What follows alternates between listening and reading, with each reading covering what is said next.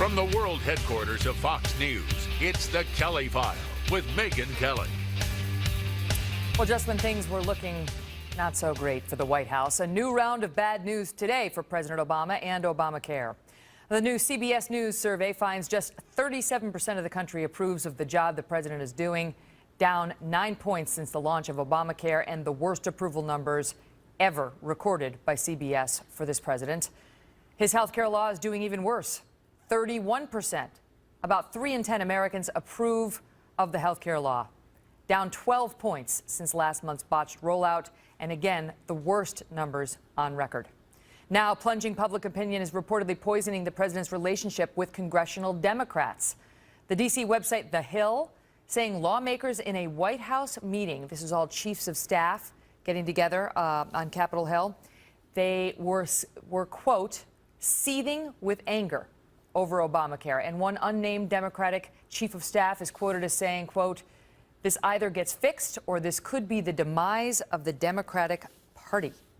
Joining me now, Lanny Davis, who's a former special counsel to President Clinton and a Fox News contributor. I mean, this is bad. If you read this Hill article, Lanny, they say it was a meeting of the House chiefs of staff.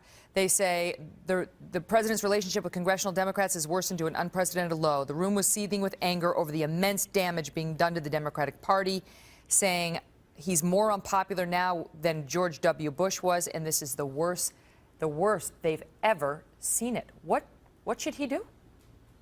Well, first of all, I hate the idea that we're blaming Barack Obama when people like myself and members of Congress for years have supported this national health care idea. I think we all let the American people down by not thinking through how complicated trying to revolutionize the health care system would be. And I do think that we have to fess up that we messed up and maybe hit the reset button and start to take another look at a more incremental approach that brings Republicans over so it's not a partisan issue any longer. Hit the reset button.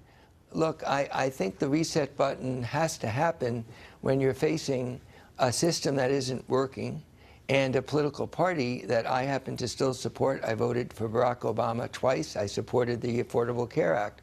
But this is not working, and everybody has to look at facts and let the facts drive you, not ideology drive the facts. So there are a couple of things that we need to do to hit the reset button to try to fix this rather than give up. What do you make of these predictions now coming from some of these folks that the immense damage being done to the Democratic Party and that this could be the demise of the Democratic Party? Do you believe this goes beyond the failure or potential failure of the health care law? I don't think the word demise is appropriate. It's a serious problem for Democrats in the 2014 elections and maybe going forward beyond that. But I think that Republicans have had severe setbacks in recent months, and suddenly the Democrats appear to be in trouble. American people are pretty resilient in allowing a political party and individual Democrats to recover from a mistake. The mistake here is twofold. It's the implementation that went wrong, and there's clearly incompetence there. But it was a complicated system. And the second is not reaching out to the private sector. As I've said to you before, well, what about the misrepresentations? I mean, that plays a role, the misrepresentations come from the failure to explain this program in a way that was, I don't think there was an intentional misrepresentation, but that's just my bias. I think that we were all mistaken, that one unintended consequence by increasing the regulatory standards, that you have to have a higher level of insurance so that everybody can be covered at a better level of coverage. We didn't intend for people to lose their policies. President Clinton was one of the first to say we have to. Facts are not bearing you out on that. I mean, we talked on the show on Monday about how, and you know this, but there's a DOJ brief that was filed just in late October in which the president's DOJ is arguing about how the group health insurance market is going to lose a majority of its policies as well, and this goes well beyond the individual market. I mean, you know, they want us to believe that this stuff isn't out there. It's out there. We can read. We can see with our own two eyes. So look, there's no question that we didn't get out in front of this story as a crisis manager.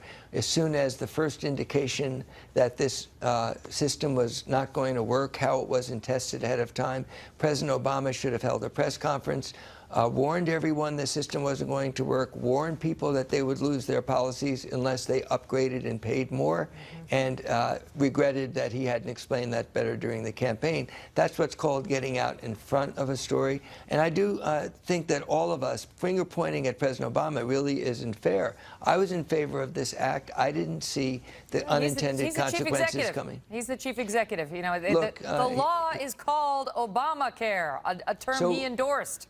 So he's got to take the responsibility. He is starting to, but he's got to also tell us how to fix it. And I think the private sector and the private exchanges that are out there ought to be used by the president. He still hasn't mentioned the expression private sector other than insurance companies, which, for goodness sakes, the insurance companies are going to sell their own policies. These private exchanges are required to list all the policies. They don't cost taxpayers any money. Interesting. Why won't President Obama embrace the private sector just when we really need a partnership between the private sector? We've heard similar complaints from website techies who say, I'm in the private sector, I've offered to help fix this thing, and I don't get any response. Lanny, good to see you. You'd think they would want that. Thank you very much. Thanks for being Good to be here, Megan. Well, as one of the country's top journalists,